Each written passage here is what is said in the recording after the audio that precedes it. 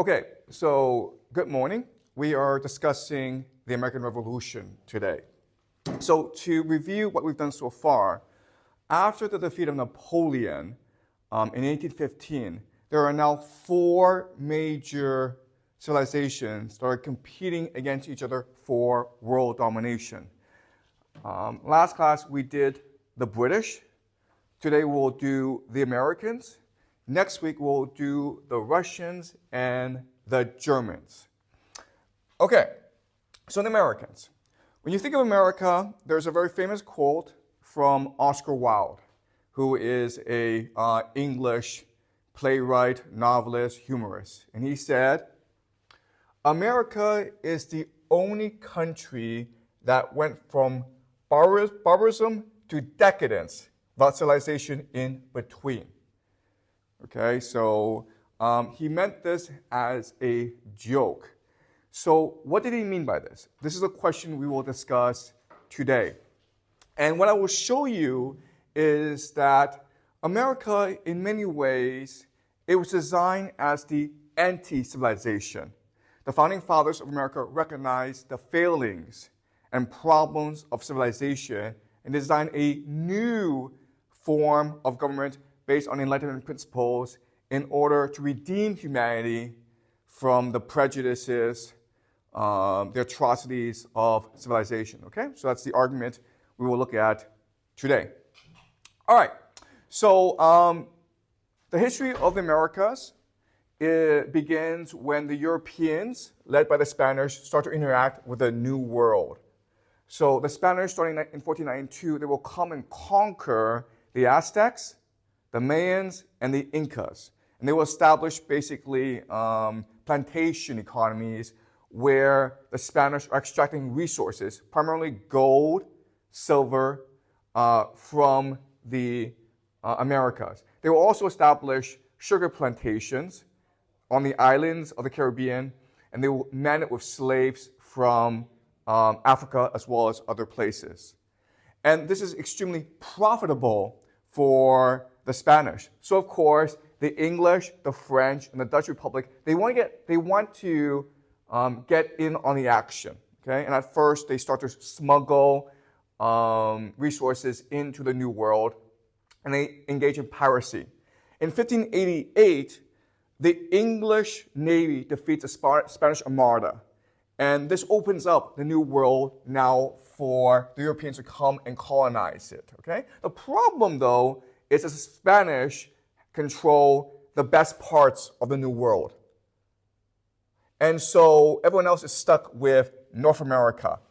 And in North America, there's quite a few problems. First of all, the weather's very cold. Okay, so it's not hospitable to colonization. Second problem is that you have lots of Native Americans in North America who are extremely violent. They are used to freedom, and they will fight to the death. At this time in history, the tallest, strongest people in the world are actually the Native Americans in North America. Also, you have lots of diseases that are problematic for the Europeans. So the Europeans spent a lot of time, basically decades, in trying to figure out how to best colonize North America. So there are three major nations that are trying to colonize North America. You have the French, and what they will do is they will establish the fur trade in Canada and in the Midwestern United States. They will basically trade with the natives to bring fur back to Europe. And this is a great deal for both the natives and the French. The Dutch come in, and they will establish colonies called New Amsterdam. This is today New York City. So the Dutch tried to establish colonies as well. The people who are most successful at establishing colonies are the British. And a lot of it is because it is a very grassroots, very bottom-up movement. So the first major colony for the British is Jamestown, named after James I of Britain. And this is not a very successful colony at first, but they persist. The most successful colony is actually Boston. What makes Boston unique at this stage in North American history is that it is established by a company, the Massachusetts Bay Company, that has a charter from the English Crown. Also, they bring in families into this area. So before, it was basically men who came over. Now it's families who come over. And then third of all, the people who come over are Puritans.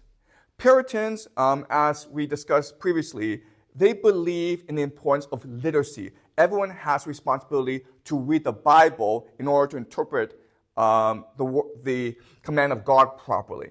And so Boston, from the very beginning, it's a literate society. It has schools, it has newspapers, it is very political, and it grows very, very fast. Also, if you look at Boston, it is perfectly situated between North America and England. And as England is industrializing, it requires raw resources, mainly agricultural products, from this area. Okay? So Boston grows rapidly because of all these factors.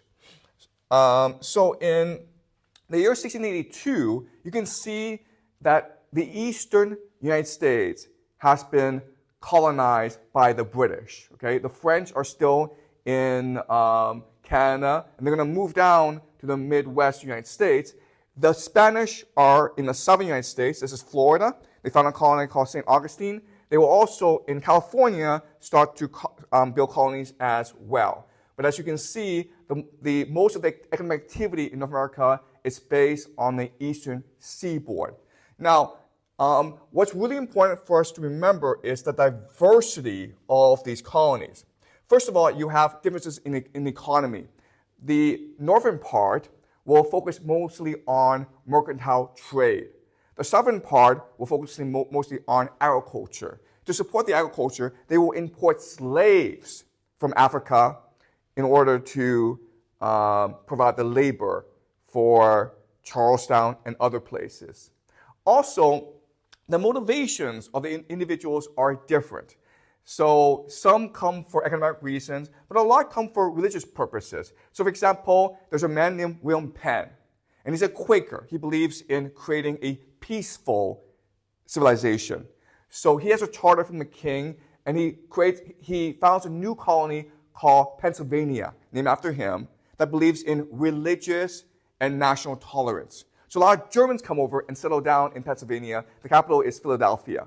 And they are Quakers, so they believe they must not fight against others. Okay? And this experiment persists for decades. Okay? It's a pretty successful experiment, but over time, they come into conflict with the natives and with other civilizations, with other colonies, and as such, they start to take up arms. Okay? There's another colony called Baltimore. It was founded actually as a Catholic haven. Okay, so England at this point, it is mainly Protestant or Puritan or Anglican. And then Lord Baltimore decides to, in Maryland, found a new colony that preaches religious tolerance, especially for Catholics. Okay, so what's really important for us to remember is that even at this early stage in American history, there's tremendous diversity, openness, and religious tolerance in America. Okay, does that make sense? All right. So, by the year 1750, there are about 1 million British on the eastern seaboard. That's a lot of people, okay? In comparison, the French, who occupy actually most of the territory in North America, there's only 40,000. Eventually, these two groups, the British and the French, will come into conflict, creating something called the French and Indian Wars. Okay? And as you can see, it's really not a fair fight, okay? You've got 1 million British versus 40,000 French. The Indians will get involved as well because what's happening is these colonies are practicing a rapid form of colonization and expansion. What they do is they bring in immigrants, then as the population explodes, these immigrants will be forced to move out west to settle territory in the western frontier of these colonies. But as you know, these areas are inhabited by Native Americans. And so this brings the Indians into conflict with the British as well. So the resolution to this is that King George III will proclaim that the American colonists are not allowed to move westwards of the Appalachian Mountains, okay? So he's restricting the growth of the American colonies in order to maintain friendship with the natives. And obviously, the Americans don't like that. So in 1774, there are three major issues that bring the American colonists into conflict with the English crown. Okay? The first is, as I just mentioned, the English crown is limiting the expansion of the colonies westwards. And they don't like that. Okay? Second is that it was very expensive for the British to protect the colonies against the French and the Indians. In fact, at this stage in history, it is the British people, not the American people, that are paying for the defense of these colonies. In fact, the British people pay 50 times more in taxes than the Americans. And obviously, the British people don't actually think this is a fair deal. All right? So the British Crown tries, in many instances, to impose a tax in order to get the Americans to pay for the defense of their territory. And the Americans don't like that. For the longest time, because of the English Civil War and other factors, the English Crown could not actually interfere in North American affairs, and so they were used to a high level of autonomy. Okay? And the third major problem between the colonists and the British is in trade. So at this stage in history, all these nations, Spain, France, Britain, they're practicing an economic policy called mercantilism. Okay? Mercantilism is the idea that all trade should be directed by the state for the purpose of generating wealth for the state. And so what this means is that there are different trade zones that are established in competition with each other. And so if you are a British subject, you're only allowed to trade with other British lands. Okay? So the Americans can trade with England and with India, but they're not allowed to trade with the French and the Dutch and the Spanish. And the Americans don't really like this either. Okay? So these are the three main factors driving division between the American colonists and the British Crown. And this will, of course, culminate in the American Revolution, okay, the War of Independence of 1776. Also, what's really important for us to remember at this time is that per capita, the Americans are far wealthier than the British.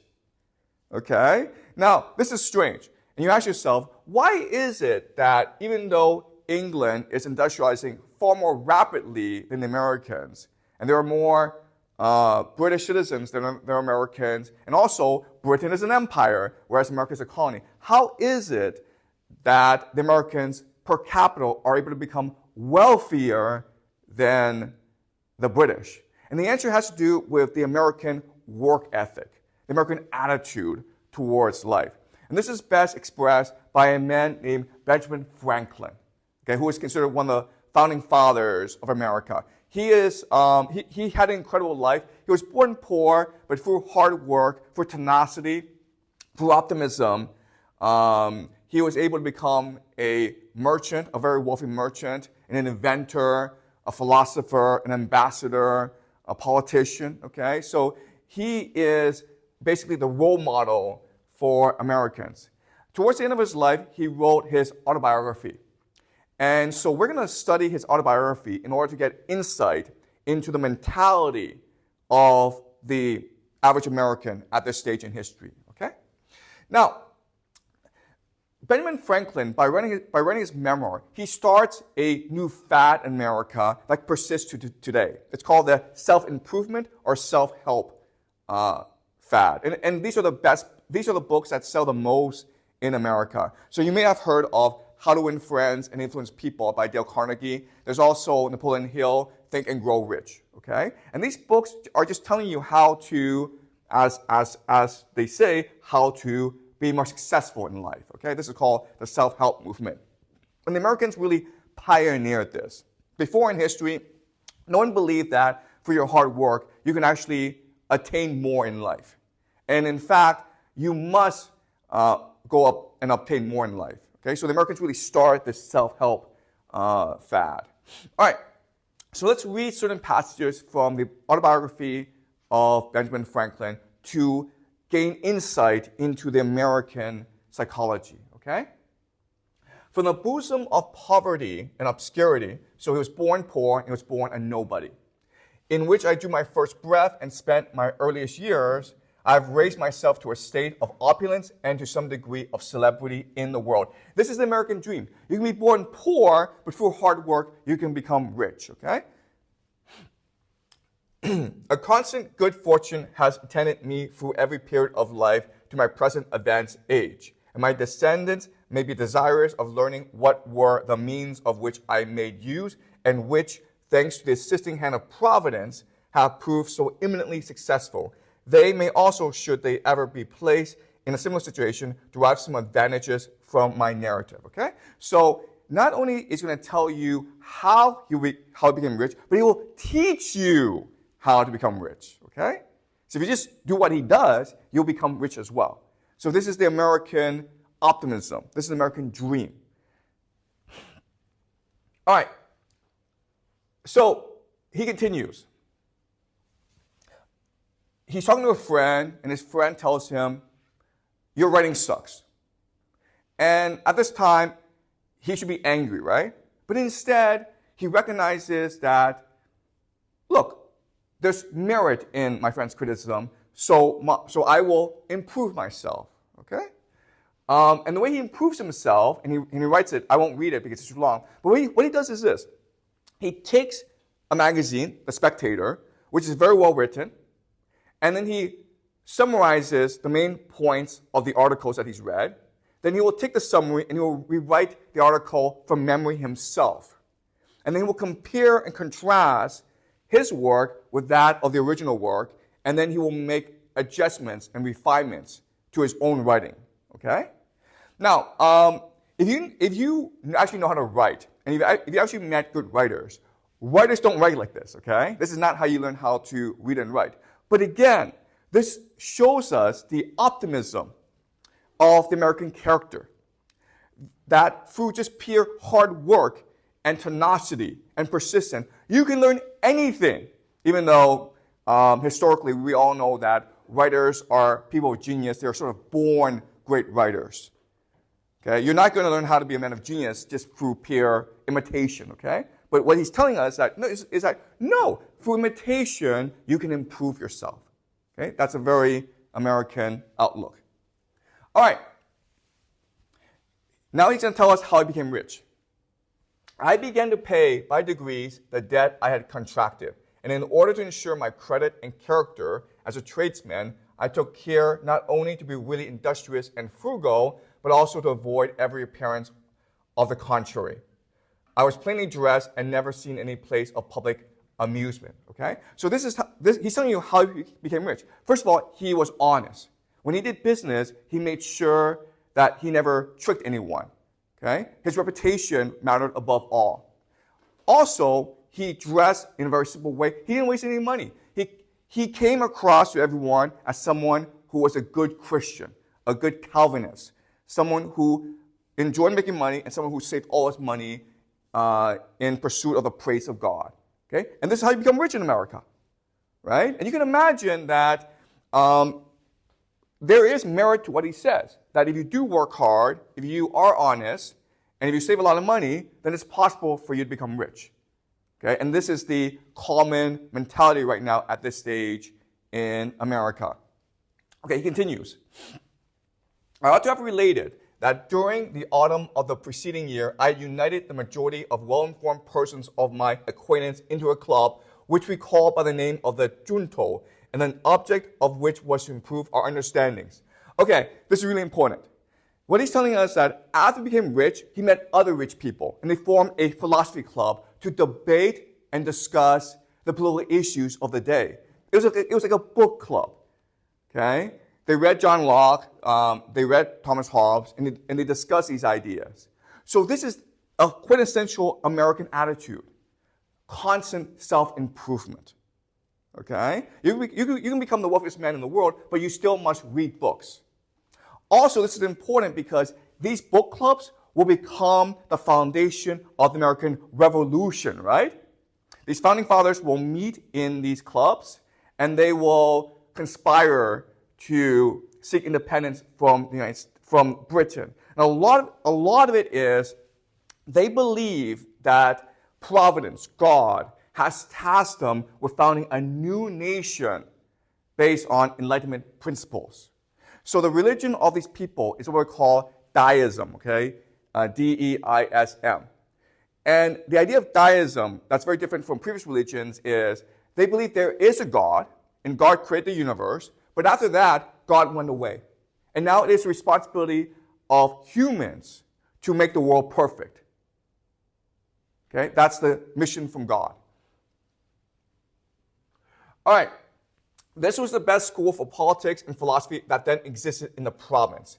For our questions, which were read once a week previous to the discussion, induce us to peruse attentively such books as were written upon the subjects proposed, that we might be able to speak upon them more permanently. Okay? So they know that Providence has tasked them with creating a great nation called America.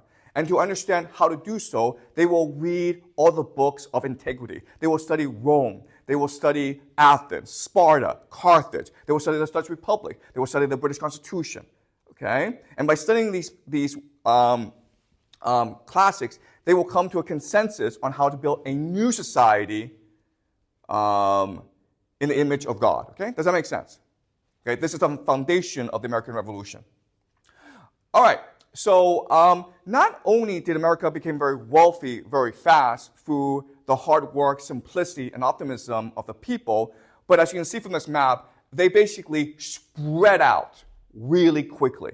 At this time in history, the Spanish, the British, the French are all in North America. The Russians are here as well, but over time, the Americans will push everyone out, and this is what they call manifest destiny. Okay? All right. So 1776, America declares independence from Britain. And again, this is after years and years of conflict over a myriad of issues. Thomas Jefferson, one of the founding fathers, he writes something called the Declaration of Independence. Why is America declaring independence from Britain? And the answer is, we hold these truths to be self-evident, that all men are created equal, that they are endowed by the Creator with certain unalienable rights, that among these are life, liberty, and the pursuit of happiness. That to secure these rights, governments are instituted among men, deriving their just powers from the consent of the governed, that whenever any form of government becomes destructive of these ends, it is the right of the people to alter or to abolish it. Okay, guys. Thomas Jefferson, in writing the Declaration of Independence, which is the founding document of the United States, he is just copying, word for word, basically, John Locke's book, The Second Treatise of Government. Okay, this is what John Locke said. We are born with 3 fundamental rights that God has given us, and therefore no one can take away from us. The right to life, liberty, and the pursuit of property. Government is instituted, created in order to protect our rights. A government fails to protect these rights, then we have a responsibility and a right to abolish this government and create a new one. Okay? All right, so there's the War of Independence, and the great hero of this war, of course, is George Washington. Why Americans revere, can you open the door? Why Americans revere George Washington is that it's not how great he was during the war, because ultimately the Americans didn't actually defeat the British. It was the French, the Spanish, who combined together to defeat the British. And eventually the British decided that, you know what, the Americans, colonists, they're too problematic. We don't really care, okay? So let's just focus on Europe. So the Americans fought a guerrilla warfare, and they were very brave, but without the French, the Americans could not possibly have defeated the British, okay?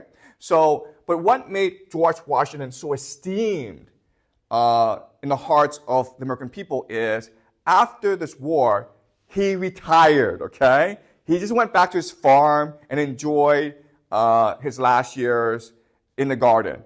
And that's why Americans worship him, because he's a man who could have become king of America, but instead he chose to grant Americans their freedom and independence, okay? The aide de camp of George Washington, the genius of the American Revolution, is actually Alexander Hamilton. He is really the founder of America. He's really the one who has the vision of where America could go, of what America could be, okay? His name is Alexander Hamilton. And he is in conflict with Jefferson. These two individuals represent two competing strands of America after the War of Independence. For Thomas Jefferson, what's important is to maintain the inalienable individual rights of the individuals. He wants a democracy. And because most people are farmers at this point, he believes economic policies should be focused on agriculture, okay? So this is a Thomas Jefferson ideals of the American Revolution. Hamilton saw the world differently. He believed in his heart, as did many people at this time, America is destined to be an empire, and therefore it needs a strong central government. And in order to become an empire, it must have industry, okay? So, some certain points.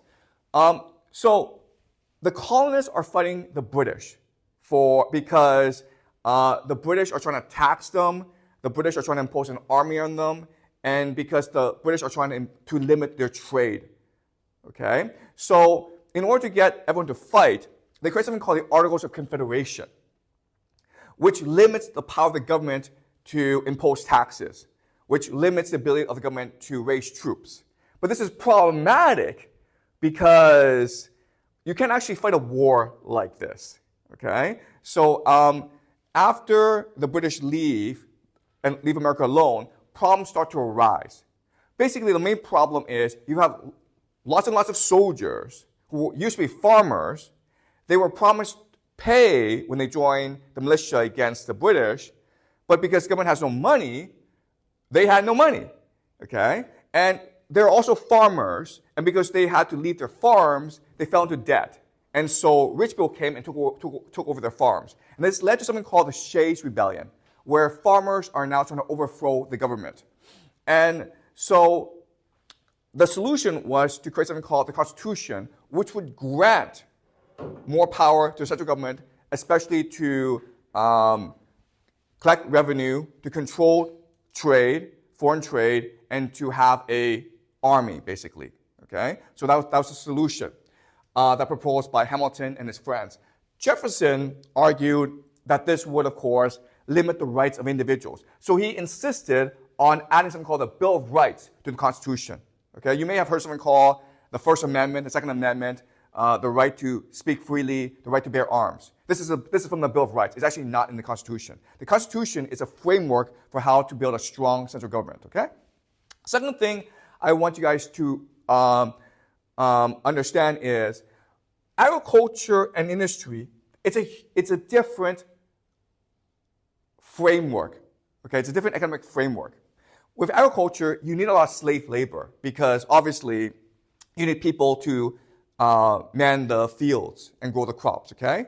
And that's why if you want to have agriculture, you have to bring in actually a lot of slave labor from Africa. But if your focus is in industry, you don't want slave labor. You want free labor, okay? You want the market to decide who does what job and how much they get paid. This is a much more efficient way to organize your economy if you are industrializing. And the reason why is when you're industrializing, you need specialized labor, okay? You need differentiation of skills. And the market is the best mechanism for skills to be differentiated and to be rewarded. Okay? Also, think about this. If you got really sick, okay, you need heart surgery, would you rather go to a doctor who's a slave or a doctor who's going to charge you $1 million? Right? So free labor just allows for more economic activity and therefore more wealth generation in society. All right? So these are two competing visions of where America should be headed. And of course, this is a contradiction, okay? You can't have slave labor and free labor at the same time.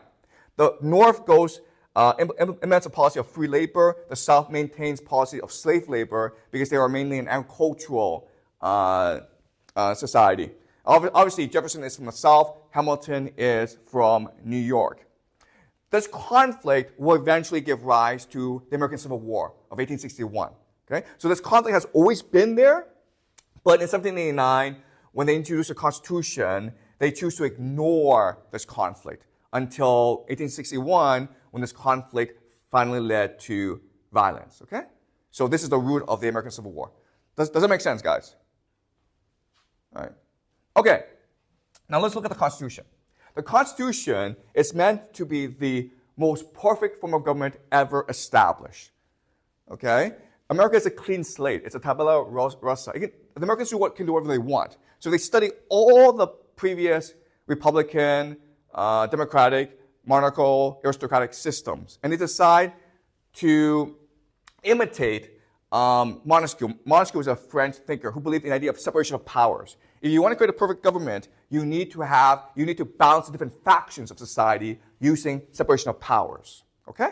So the American system is you have three different branches of government. You have the president who controls the military as well as foreign policy. Then you have the Congress, which controls the purse, the financing of government. And you have the Supreme Court, which interprets the Constitution, which interprets the highest law of the land. And so, if done properly, what will happen is these three branches of government will balance each other out. They're meant to be checks and balances, okay? Each is meant to inhibit the overextension of the other. Okay? So that is the American system of government that is basically stolen from Montesquieu. All right. The other check and balance is the division between federal, Washington, D.C., the state level, the individual states, and the local level. Okay? So the responsibilities of each is defined very clearly. And the idea is that they should also balance each other out. Okay? This contrasts, of course, with the Chinese system where you just have one person in charge, and he has something called the Politburo underneath him. The Politburo then appoints everyone into the government, as well as the army, as well as the provincial and local governments, okay? So it's a very top-down system, whereas the American system is meant to be a balanced system. Okay? Does that make sense? All right. So the problem now is, now that you've decided that you need a constitution, you need a federal government, how do you convince the people to go along with this? Because for the Constitution to go in effect, all 13 states have to agree to the Constitution by a 2/3 majority. Okay? So to convince people, Alexander Hamilton, James Madison, and John Jay write something called the Federalist Papers. The Federalist Papers are a series of pamphlets, series of newspaper articles that explain why the Constitution is necessary. Okay? So we're going to look at a few passages. All of them are written by Alexander Hamilton, who is really, again, the genius of the Constitution, the one who is really driving the need for a strong central government in order to facilitate America's imperial ambitions. All right. As this government is composed of small republics and enjoys the internal happiness of each, and with respect to its external situation, it is possessed by means of the association of all the advantages of large monarchies.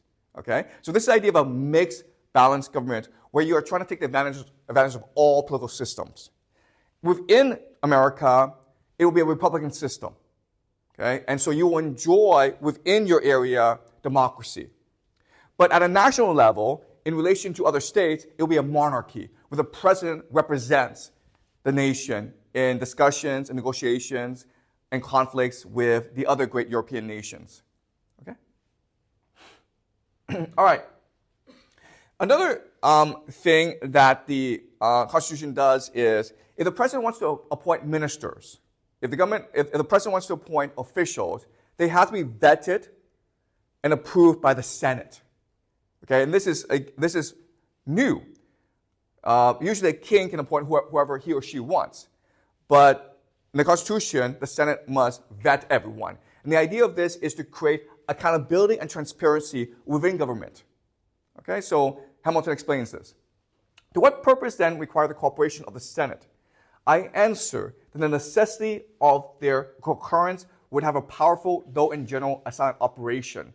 It would be an excellent check upon a spirit of favoritism in the president and would tend greatly to prevent the appointment of unfit characters from state prejudice, from family connection, from personal attachment, or from a view to popularity. Okay, let's just say the president wants to appoint his son to be the Secretary of State. Okay, the son appears before the Senate, and it is like a job interview. And the son is an idiot. He doesn't know anything. Okay, so in this instance, the son has embarrassed the president. And it's this fear of being embarrassed that inhibits the president from abusing his powers. Okay, that's a theory, okay? Does that make sense? And over the course of American history, it's worked very, very well, okay? The power of public opinion, it's very, very strong.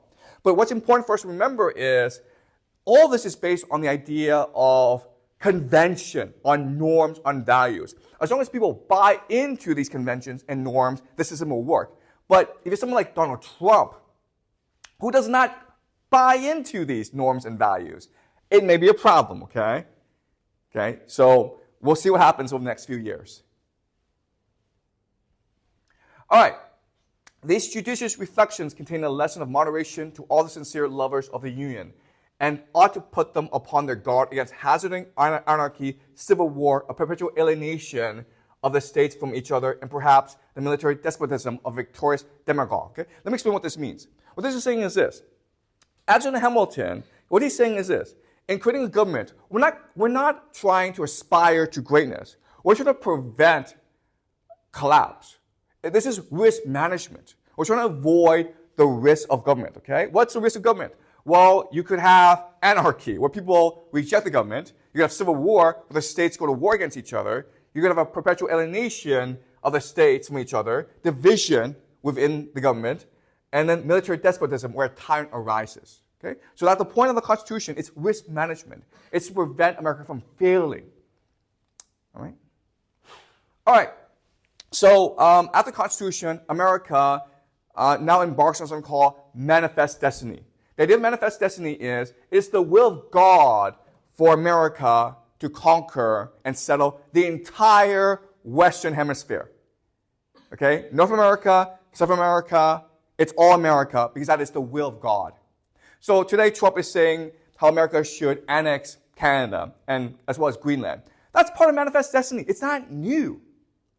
All right? All right. This leads to 1823, something called the Monroe Doctrine.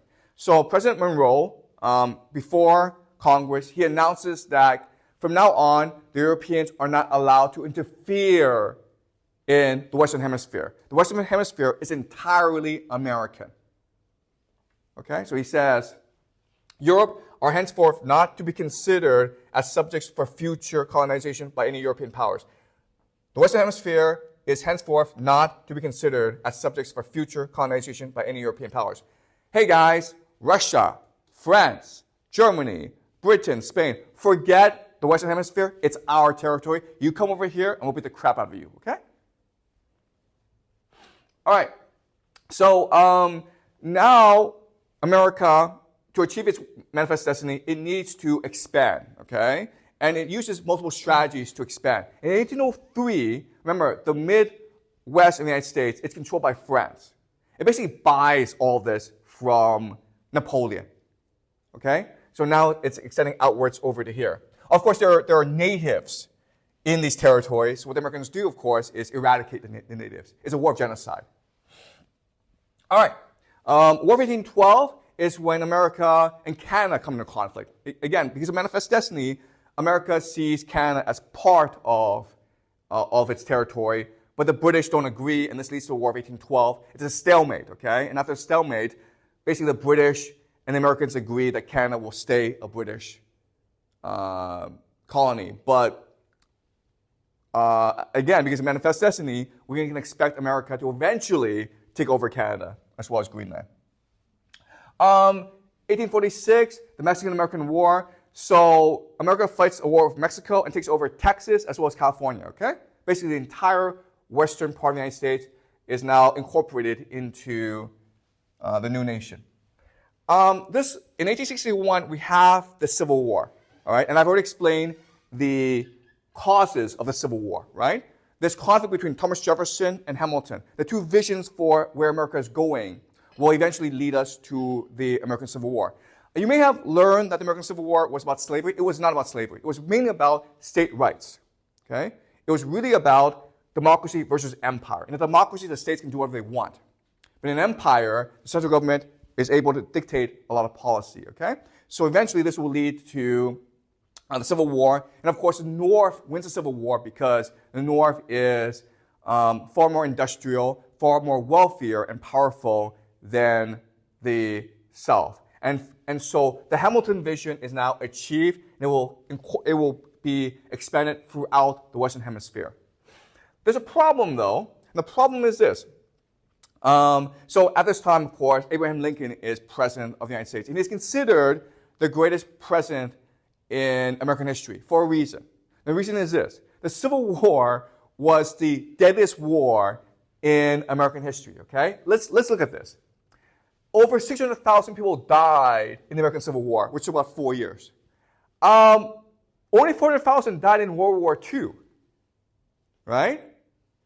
The problem is this. In 1861, the population of America at this time was 30 million people.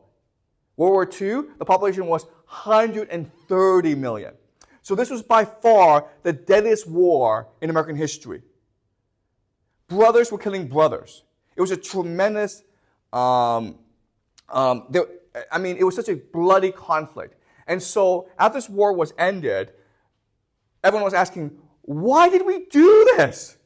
What's the point of this? And so there was shock, there was anger, there was frustration. So Abraham Lincoln now has to stand up and explain why this happened. Why did this war happen? All right? He needs to form a new vision of America that binds people together, that creates a new union. Okay? So he presents this new vision in something called the Gettysburg Address, which is considered the greatest speech in American history. Okay? This is 1863.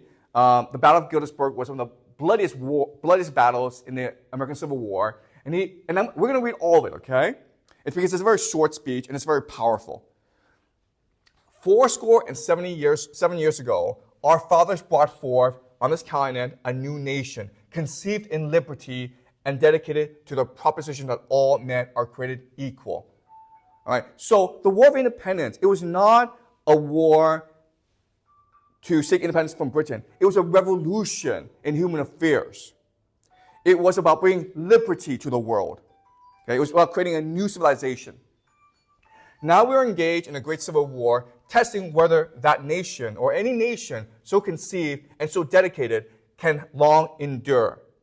Okay? So the American Revolution, it is an experiment in the possibilities of human liberation. And the Civil War, it is meant to destroy this experiment. So we must persist in this experiment. We are met on a great battlefield of that war, Gettysburg. We have come to dedicate a portion of that field as a final resting place for those who here gave their lives that the nation might live. It is altogether fitting and proper that we should do this. Okay. But in a larger sense, we cannot dedicate, we cannot consecrate, we cannot hollow this ground. The sacrifice of the men is what has made this land sacred.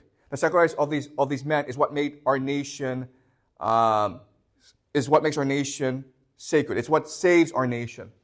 The brave men, living and dead, who struggled here have consecrated it far above our poor power to add or detract. The world with little note, nor long remember what we say here, but it can never forget what they did here.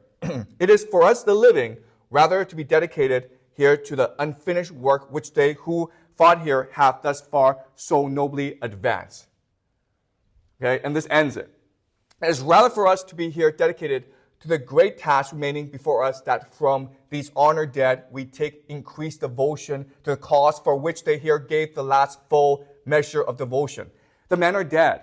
There's nothing we can do to resurrect them.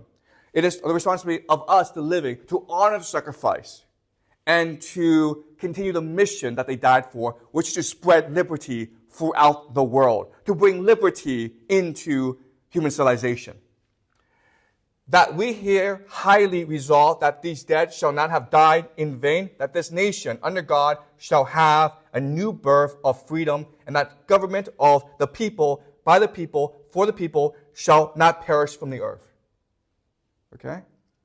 So again, with Hamilton, it's about empire. For Jefferson, it's about democracy. There's a conflict, right? What Lincoln does, which is revolution, is say, no, this is not a conflict because we are an empire of democracy. We are born in liberty, we fight for liberty, and we will spread liberty. All right? So this is a new concept in American history. So now America is not confined to the Western Hemisphere. It has responsibility to honor the dead, honor sacrifice, by creating liberty throughout the world, to create a new chapter in human civilization. Okay? That's the purpose of this speech. To heal America by reminding them of their divine mission to spread democracy and truth throughout the world. All right, so after the Civil War, America is now industrializing rapidly. 1867, it buys Alaska from Russia. 1898, America fights the Spanish, and they take over the Spanish colonies. So now America has become an imperial power. All right, America now controls the Philippines, as well as Cuba. Then, World War I. America goes and defeats Germany. World War II is when America becomes the global hegemon of the world. And then after the Soviet Union fell, we now live in something called the Pax Americana. Okay? America is the greatest power in the world. They have complete Lincoln's vision of becoming an empire of democracy. We now live in the empire of democracy. All right? But now the question then is, what is an empire of democracy? What is that? And so we go back to Oscar Wilde's quote. America is not a civilization. All right? And what does he mean by that? To understand this, we have to read another book called Democracy in America by a Frenchman named Alexis de Tocqueville. This is the most famous book ever written about America. Okay, not by an American, but by a Frenchman who visited America for maybe 8 months. In 1835, he publishes Democracy in America.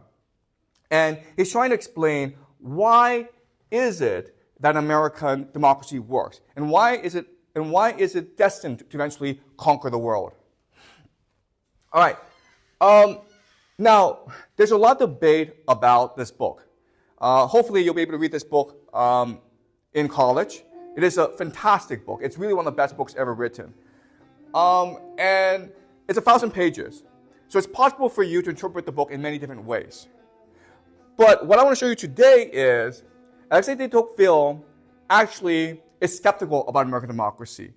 He is actually afraid of what the spreading of American liberty will mean for the world. Okay? So the argument I will show you is America is really the first mass democratic middle-class country. Okay? But because of that, the people there are selfish, conformist, and unimaginative. And he fears that as America conquers the world will become atomized, uniform, and mediocre. Atomized just means that we live in our own little bubble. We don't really care about larger issues than ourselves. Uniform means everyone thinks the same way, and mediocre means that, well, no one's striving for greatness anymore. If you think about it, okay, the world we live in today, in the year 2025, this is the world we live in. It's a atomized, uniform, and mediocre world. So how did this happen? How was it possible for the world to become like this? And for you to understand this, it's important to go back to the Dutch Republic. We discussed the Dutch Republic last week and talk about what it means to be middle class. Now, as I said last week, the middle class is distinct because it creates anxiety, uncertainty, and competition within the lives of individuals. Okay? The anxiety comes from the fact that your situation is never stable. You can be rich tomorrow, but you can be poor the next day. This is different from history where if you're born poor, you stay poor. If you're a noble person, You could have no money, but your status stays with you. Okay? And it passes on to your children and your grandchildren. Okay? So there's a certainty in that world. But in this world, if you're middle class, you could be a factory owner, you could be Jack Ma, and then the next day you get unlucky and you lose all your money. Okay? And you're back to being a poor person. This creates anxiety and uncertainty.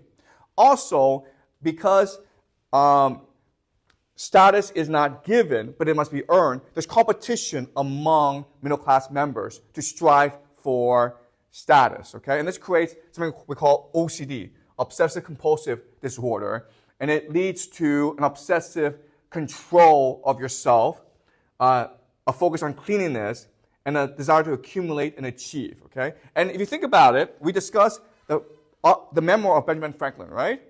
Well, why is he focused on such a simple living? Why is he focused on earning so much money? Why does he constantly want to achieve?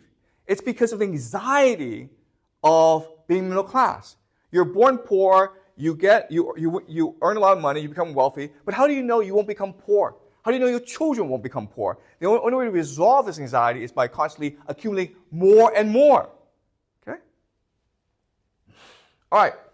So let's look at democracy in America. Okay, let's look at certain passages from Democracy in America to understand the thinking of de Tocqueville. All right. Such a democratic society would be less brilliant than the aristocracy, but also less plagued by misery.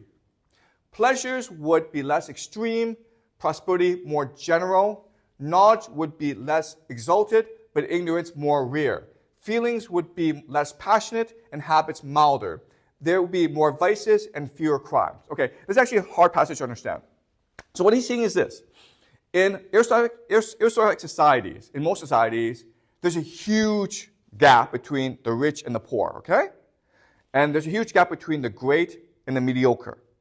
What democratic societies do is they take this system and they turn it into this system, okay? So the middle class, they're not that great, but they're not that poor either, okay? They're not as talented, but they're not as mediocre, okay? So you've taken this system, right? And you turn it into this system. And that's a theory of democracy. And in theory, this sounds better, okay? If you're just born randomly into a democratic society, you're much more likely to live a happy life than if you were born into an aristocratic society, okay? So that's a theory. But de Tocqueville spent a lot of time looking at America, and he decided that's not what happened, okay? It's not that you went from this to this. It's like you went from this to like this, okay? All right, so he explains. But what have we done? In rejecting the social state of our ancestors and casting aside their institutions, ideas, and mores, what have we put in their place? So what he's saying is the American Revolution was about destroying tradition, about destroying civilization, but they failed to build new traditions and new civilization. The prestige of world power has evaporated, but the majesty of the law has failed to take its place. Okay, this is key. Before, we worshiped a man, a king, and the king made us obedient to his law. We got rid of the king, and we said, well, let's keep the law. The problem is this. The problem is people respect and revere those who are superior to them.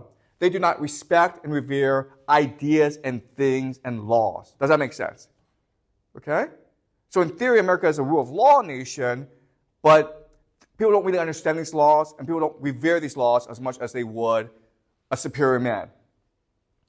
It strikes me that we have destroyed those individuals who once had the wherewithal to battle tyranny on their own. So in a aristocratic system, what will happen is you have these great individuals like Robespierre emerge to challenge the system. And he feels, and he's supported by others because others see the injustice of the system. But in democracy, what happens is great individuals are oppressed by the conformity, the tyranny of the majority. Okay, does that make sense? Right? If everyone's happy, then you say, but if you come out and you say, listen, this system is wrong, people will shut you down. Right? In an aristocracy, everyone knows what's unjust, so if you come out and you speak what's unjust, people will follow you. But in a democracy, in a middle-class society, which is conformist, You're not allowed to question popular opinion. And therefore, no great man can arise. If you think about it, in American history, there aren't that many great individuals. Okay? It's a great country. It's very wealthy. But think about how many great individuals who've arisen. And what's also unique about America is the people they worship are not generals, not leaders, but business people. Henry Ford, Elon Musk, Thomas Edison, right? These are all business people. That's who they worship. The poor man, for the most part, clings to his forebears' prejudices without their faith, and to their ignorance without their virtues. Okay, so the Catholic Church was problematic. Medieval Europe was problematic, but at least people knew how to live a good life. Now, if you're a poor person, you're completely lost in the system. Okay, you're expected to have your own virtues. You're expected to discover your own purpose in life. But if you don't, then you're alienated. Okay, and this creates a huge problem that we'll discuss later on.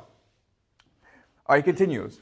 I see men who, in the name of progress, seek to reduce men to material being. This is the ultimate problem in America. Before, in civilization, you were asked to die for your nation. Now, you're asked to go make money and buy things. Okay? Materialism. They look for what is useful without concern for what is just. They seek science removed from faith and prosperity apart from virtue. Having styled themselves champions of modern civilization, they have arrogantly placed themselves at its head, usurping a position abandoned by others which they are quite unworthy of occupying themselves. Okay, so in this system, the worst rise to power. The best are trampled down by conformity. All right?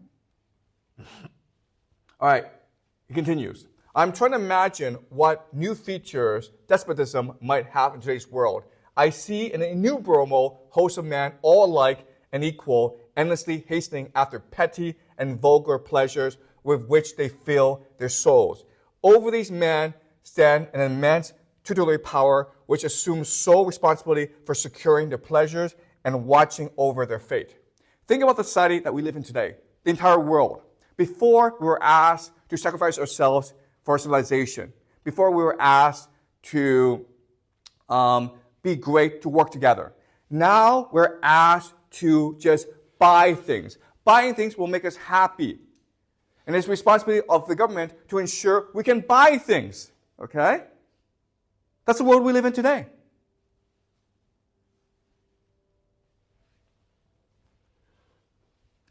It's impossible to believe that a liberal, energetic, and wise government can ever emerge from the bowels of a nation of servants. If you're a consumer, if all your concern is buying things, you are just a slave.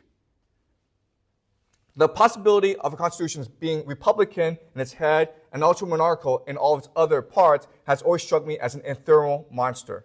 Okay? We think we live in a democracy. We think the government listens to us, but it's really the imperial bureaucracy that's in charge. And that's a monster.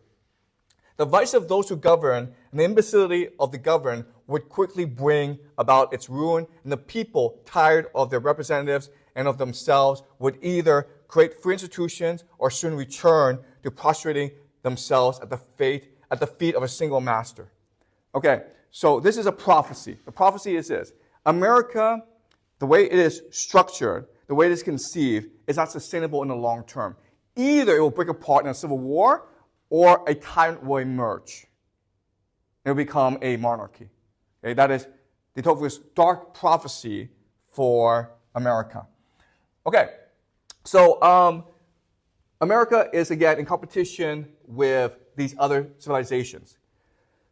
All right, so what I will do now is just summarize what we've learned to give you a broad framework for understanding the nature of American society, okay?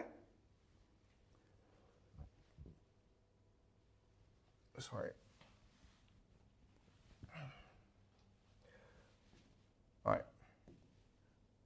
So I apologize. I know that today was very fast, but let me just summarize what we've learned, and you have a much clearer idea of the ideas today. All right. So before the focus on civilization, what is civilization? It is a history culture, values. Okay? And before, everyone understood the purpose of your life was to maintain, protect, and defend your civilization. Okay? But there's certain problems with civilization that emerges over time. The first, of course, is the idea of prejudice. You just believe that your civilization is superior to that of other civilizations. Okay? Everyone believes this. My civilization is better, and my civilization is superior to yours. So this is prejudice. It leads to war, violence. It leads to lack of innovation, openness, right? It's a stubbornness, inflexibility. It also limits immigration.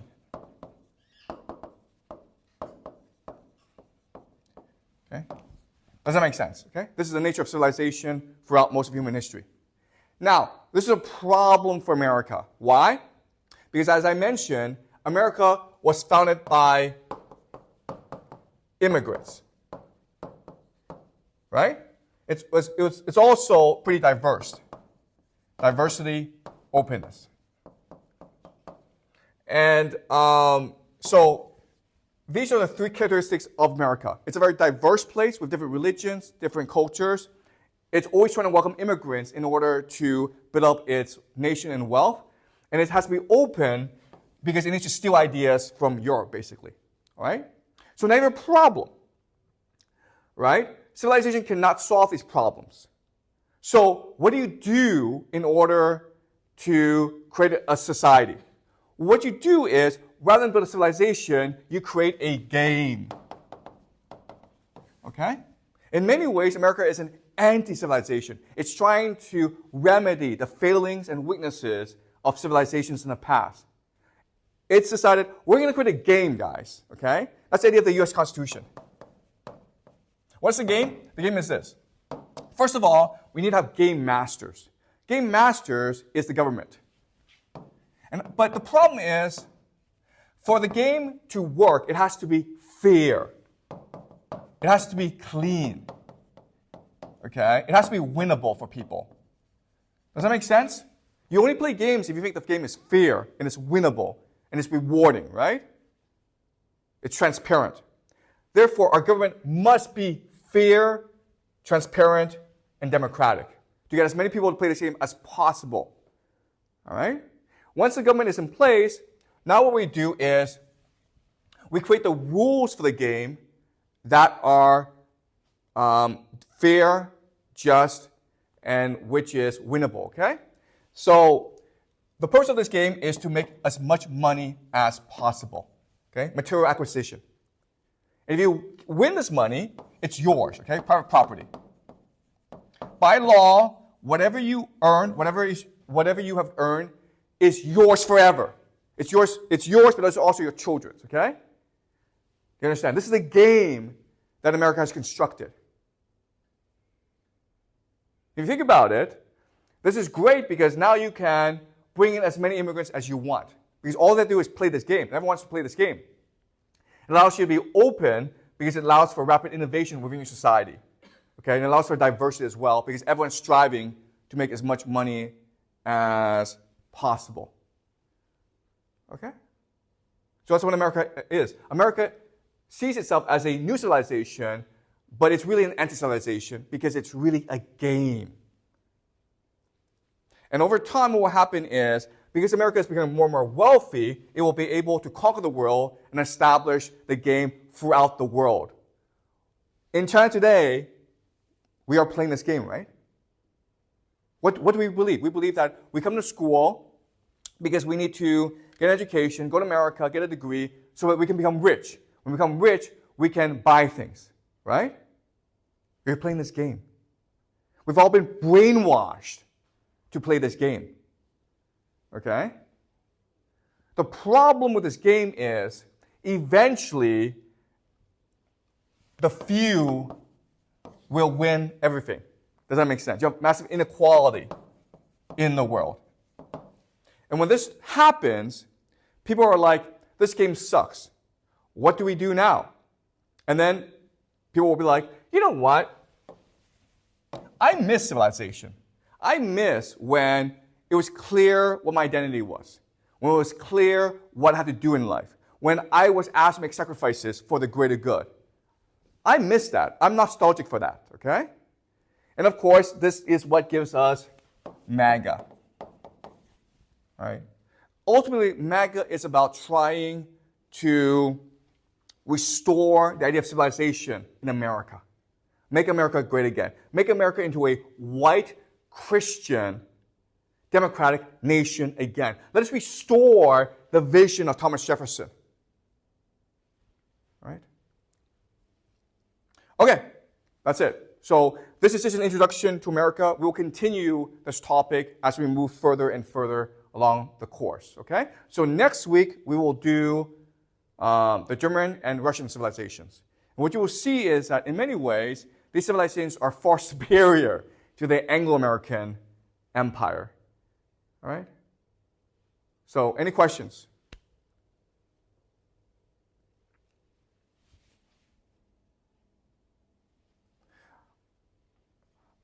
Okay.